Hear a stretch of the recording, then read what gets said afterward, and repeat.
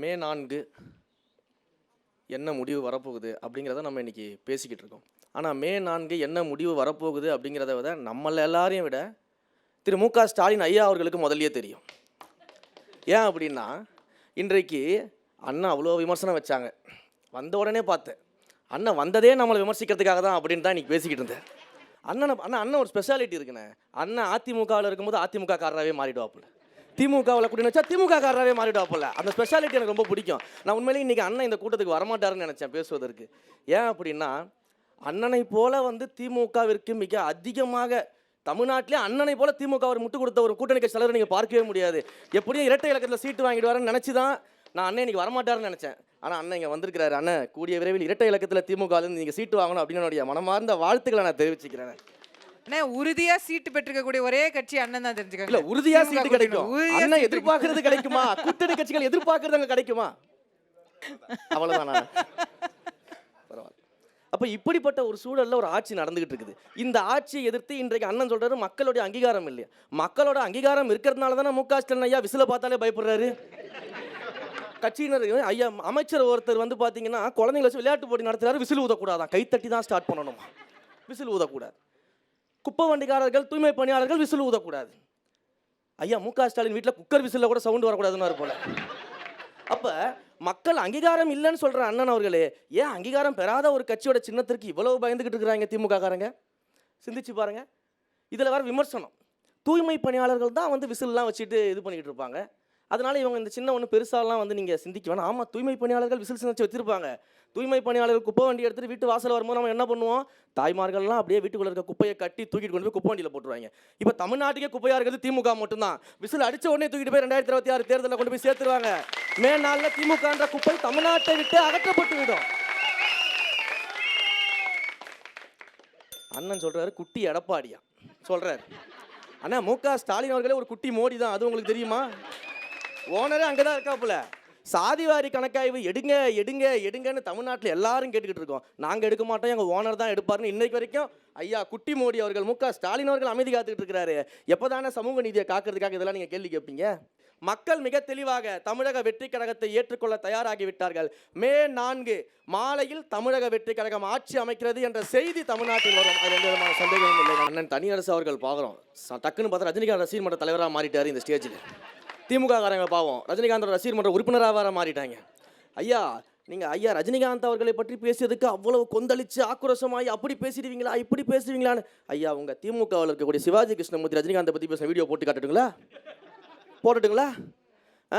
இப்படி ரஜினிகாந்த் இருக்காரு, விஜயகாந்த் இருக்காரு, கமலஹாசன் இருக்காரு. விஜயகாந்தை பற்றி திமுக என்னென்னலாம் அசிங்கமாக பேசிச்சு, எவ்வளவு அவதூறாக பேசிச்சு. அவர் வாழுகின்ற போது அவரை எவ்வளவு கீழ்த்தரமாக சித்தரிச்சிச்சுன்னு உங்களுக்கு தெரியுமா? ஐயா கமலஹாசன் கட்சி ஆரம்பிச்சும் போது அவர் பிஜேபி பி டீமா, இன்னைக்கு திமுகவின் சார்பில் நாடாளுமன்ற உறுப்பினர். ஐயா இவங்களெல்லாம் வச்சுக்கிட்டு எங்களை யாரும் அசைக்க முடியாது, தொட்டு பாத்திர முடியுமா, தூக்கி பாத்திர முடியுமான்னு ஸ்டாலின் ஐயா மாதிரி பேசிக்கிட்டு இருக்கிறீங்க. என்னையா இதெல்லாம்? இதில் வேற கை தட்டுறாங்க, கேட்டால் எங்களை ரசிகர்ன்றீங்க. இதெல்லாம் பேசிட்டு நீங்கள் சொல்றதுக்கு கை தட்டிக்கிட்டு இருக்காங்க. நீங்கள் எங்களை பார்த்து ரசிகர் கூட்டம், நாங்கள் பேப்பர் தூக்கி போடுறோம்.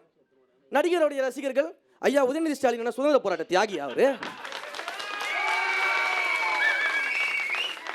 செக்கிழுத்த செம்மலா ஐயா உதயநிதி ஸ்டாலின் அவர்களே பாலியல் குற்றங்களை அவ்வளோ ஈஸியாக கடந்து போறாரு. ஊடகங்களையே பார்த்து டக்குன்னு பொய் செய்திகள் போடுறாங்கன்றாங்க. ஐயா கடந்த 15 நாளில் இந்த தமிழ்நாட்டில் நடந்த நிகழ்வுகளை மட்டும் சொல்லிடுறேன் ஐயா, சிந்திச்சு பாருங்க. 2 வயசு குழந்தைக்கு பாலியல் துன்புறுத்தல் தமிழ்நாட்டில் நடந்திருக்கு. செஞ்சது திமுகவுடைய நிர்வாகி. தெரியுமா உங்களுக்கு? செய்தி பார்த்தீங்களாண்ணே? அதுவும் தவறான? சரிங்கண்ணா. விமான பணிப்பெண்ணிடம் அத்துமீறி இருக்கிறாரு திமுகவுடைய உறுப்பினர் ஒருத்தர். தெரியுமா உங்களுக்கு? தவறான செய்தி. நாங்குநேரி, சிவகங்கை, மானாமதுரையில் போற போக்கில் டீ கடையில் நிற்கிறவங்களாம் வெட்டி கொண்டுட்டு போயிடறான் போதையில். அண்ணனுக்கு தவறான செய்தி. காவல்துறை விசாரணைக்கு கூட்டு போயிட்டு விசாரணைக்கு கூட்டு போனா காவல் நிலையத்தில் வச்சு கொலை செஞ்சிடறாங்க. காவல்துறை கொலைகள் நடந்து கொண்டு இருக்குது. அண்ணனுக்கு அது பொய் செய்தி, புரட்டு செய்தி. அந்த 26 குடும்பத்தையும் நாங்கள் மேடையில் ஏற்றி போராடணும். ஐயா ஸ்டாலின் அவர்களுக்கு அந்த 26 குடும்பம் எங்கே இருக்குன்னு தெரியாது. அவருக்கு அது பொய் செய்தி. தெரியலனா பொய் செய்தின்னு சொல்லிடுறது. கிருஷ்ணகிரியில் 70 வயது தாத்தாவை கொன்னுட்டு அவருடைய மனைவி 60 வயது பாட்டிக்கு பாலியல் துன்புறுத்தல் நடந்திருக்குது. தெரியுமா உங்களுக்கு? இந்த 15 நாள் நடந்தது. ஐயாவுக்கு பொய் செய்தி, திமுகவுக்கு அது பொய் புரட்டு. அண்ணா பல்கலைக்கழக மாணவி விவகாரம் ஐயாவுக்கு பொய் செய்தி. ஆனா தெரியல ஞானசேகரன்னா யாருன்னு நமக்கு தெரியாது. அப்படி ஒரு மனிதரே கிடையாதுண்ணே தமிழ்நாட்டுல. தெய்வ செயல்னு ஒருத்தர் இருக்காரு, பேரை பாத்தீங்களா? சூப்பர். தெய்வ செயல்னு பேரை வச்சுக்கிட்டு திமுகவில் இருக்கிற பெண்களை எல்லாம் பாலியல் துன்புறுத்தல் செஞ்சுக்கிட்டு இருக்காரு. ஐயாவுக்கு அது பொய் செய்தி. அப்படி ஒரு தெய்வ செயல் பேர் வச்சு இப்படி ஒரு செயலை யாராவது செய்வாங்களான்னு கேட்பாரு. தூத்துக்குடி விளாதி குளத்துல 12ஆம் வகுப்பு மாணவி 17 வயசு பொண்ணு உடல் உபாதையை கழிக்க காட்டுக்குள்ள போனா அந்த பொண்ணை காணும். அவங்க பெற்றவங்க போய் போலீஸ் ஸ்டேஷன்ல கம்ப்ளைண்ட் கொண்டா கம்ப்ளைண்ட் எடுக்க மாட்டேங்கிறாங்க. எங்க லிமிட்ல வராது, 17 வயசுக்குள்ள இருக்க பொண்ணை நாங்க லிமிட்ல எடுக்க முடியாது, இதுல உங்க பொண்ணு யாரு கூடயாவது ஓடி போயிருந்தாலும் போயிருக்குன்னு சொல்லி மனவேதனை அடைஞ்ச அந்த தாய்மாரையும் பெற்றோரையும் வீட்டுக்கு அனுப்பியிருக்காங்க. அந்த தாய்மார் கதறிக்கிட்டு இருக்காங்கண்ணே. எங்கன்னா போனார் முதலமைச்சர் அவர்கள்? ஏன் பேசல? அவர் நடவடிக்கை எடுத்திருந்தா தமிழ்நாட்டுக்கு நடந்திருக்குமா? இத்தனை இந்த 15 நாள் நடந்ததுண்ணே. இது அத்தனையும் கேட்கும் போதே மனசுல பாருங்க, தமிழ்நாட்டில் இருக்கமா இல்லை சுடுகாட்டில் இருக்கமான்ற அளவுக்கு உட்காந்துருக்காங்க மொத்த பேரும். வரேன் 41 பேரு கரூர்ல நடந்த சம்பவத்துல என்ன நடந்தது, ஏன் அங்க போகல, எல்லாத்தையும் விசாரணை சொல்லியிருக்கோம். இப்பதான் ஐயா செந்தில் பாலாஜி போய் இப்படி கை கட்டி நின்னுக்கிறாரு. வரும்போது பாருங்க, விசாரணை முடிஞ்சு வரும்போது பாருங்க, இல்ல உங்களுக்கு தனியா தகவல் தெரியும்னா சொல்லுங்க, சிபிஐல நீங்களே போய் ஆஜராடுங்க. 3 நாள் உங்களையும் டெல்லியில கூப்பிட சொல்லுவோம். நீங்க பதில் சொல்லுங்க. விசாரணை இருக்கும்போது பேசிக்கிட்டு நடந்ததை சொல்லிக்கிட்டு இருக்கிறேன். இதையெல்லாம் பார்க்காம ஐயா ஸ்டாலின் என்ன பண்ணிட்டு இருக்காரு? Talk with Deva, Instagram reels போற குழந்தைங்களை கூட்டு வந்துரு சட்டமன்றத்துக்கு. கூட்டு வந்து இன்ஸ்டாகிராம் ரீல்ஸ் எல்லாம் முக்கியம் இல்ல, படிக்கணும். அவன் திரும்ப ஐயா எங்க கூட பேசுறது முக்கியம் இல்ல, தமிழ்நாட்டில் 15 நாள்ல எவ்வளவு நடந்திருக்குன்னு என்ன பண்ணுவீங்க? இதை திருக்குறள் சொல்லி விளையாடுறாரு. அவன் சூப்பர், நல்லா படிச்ச பசங்க திருக்குறள் சொல்லிட்டான். திரும்ப உங்களை கேட்டிருந்தானா முயற்சி திருவினையாக்கும், முயற்சியின்மை இளமை புகுத்திடும் ஐயா சொல்லியிருப்பார் மு.க. ஸ்டாலின் அவர்கள். காலை உணவு திட்டத்தை பத்தி அண்ணன் பேசினார். நாங்க மறுக்கல, காலை உணவு போடுறீங்க, மதிய உணவு போடுறீங்க. கிட்டத்தட்ட இந்த அரசியல் வரலாற்றுல ஐயா காமராஜர் ஆரம்பிச்சு எம்ஜிஆர் ஆரம்பிச்சு அதை செஞ்சுக்கிட்டு இருக்கிறான். இப்ப 41 பேர் கேள்வி கேட்டீங்கல்ல, கோயம்புத்தூர்ல மாநகராட்சி அரசு பள்ளியில மதிய உணவை சாப்பிட்ட 43 குழந்தைகள் மருத்துவமனையில் அனுமதிக்கப்பட்டாங்க. அதுவாது கேஸ் நடந்துகிட்டு இருக்குது. இங்க ஏங்க இந்த நம்மளுடைய நடிப்பு அரக்கன் ஆஸ்கர் நாயகன் ஐயா அன்பில் மகேஷ் பொய்யாமொழி போகல? போயிருக்க வேண்டியதானே, ஏன் போகல? அவர் தான் 1 ஹவர்ல போயிட்டு வராங்க எங்கனாலும் தமிழ்நாட்டில். கேட்ட சொல்லுவாங்க, நீங்க என்ன பண்ணீங்க, நீங்க போனீங்களா, நீங்க களத்துக்கு வந்தீங்களா, நீங்க போராடினீங்களா?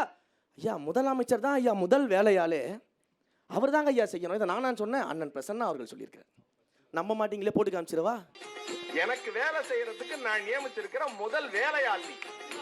என்ன வேலையாள்? முதல் வேலையாள். என் வீட்டுல கக்கூஸ் அடைச்சிக்கிட்டு, என் வீட்டுல சாக்கடை அடைச்சிக்கிட்டு யாரை கூப்பிடுறோம்? கவுன்சிலரை கூப்பிடு, கவுன்சிலர் மேயரை கூப்பிடு, எம்எல்ஏவை கூப்பிடு, எம்எல்ஏ மந்திரியை கூப்பிடு, மந்திரி முதலமைச்சரை கூப்பிடு. என்ன வேலையாள்? முதல் வேலை. நாங்க எங்க தெருவில் கக்கூஸ் அடைச்சதுக்கோ காவா அடைச்சதுக்கோ முதலமைச்சரை கூப்பிடல.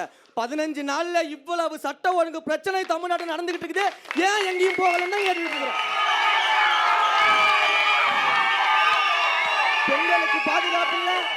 பெண்களுக்கு பாதுகாப்பு இல்ல, யாருக்கும் பாதுகாப்பு இல்ல, சட்ட ஒழுங்கு சரி கிடையாது, ஊழல் மிகுந்த ஆட்சி, அமைச்சர்கள் மேல ஊழல் குற்றச்சாட்டு, அமைச்சர் மேல ஊழல் குற்றச்சாட்டு கொடுத்து இடி வந்தாலும் கோர்ட்டு கேஸ்ல எது போட்டாலும் அவங்க அதை பத்தி கண்டுக்க மாட்டாங்க. திருப்பதி உண்டியல்ல கொண்டு போய் 40,000 போட்டு 40 லட்சத்தை போட்டுட்டு இருப்பாங்க.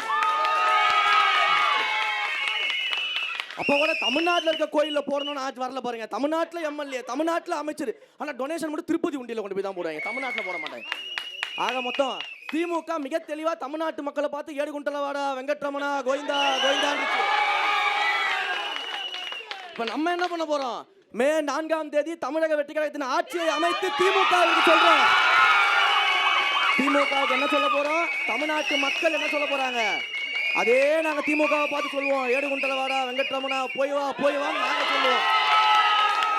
இப்படிப்பட்ட மக்கள் விரோத ஆட்சிக்கு எதிராக ஒரு மக்களாட்சியை நாம் அமைக்க போகிறோம். மன்னர் ஆட்சிக்கு எதிராக நாம் ஒரு மக்களாட்சியை அமைக்க போகிறோம். பண்ணையார் ஆட்சிக்கு எதிராக பாமர மக்களின் ஆட்சியை நம்ம எதிர்க்க போகிறோம்.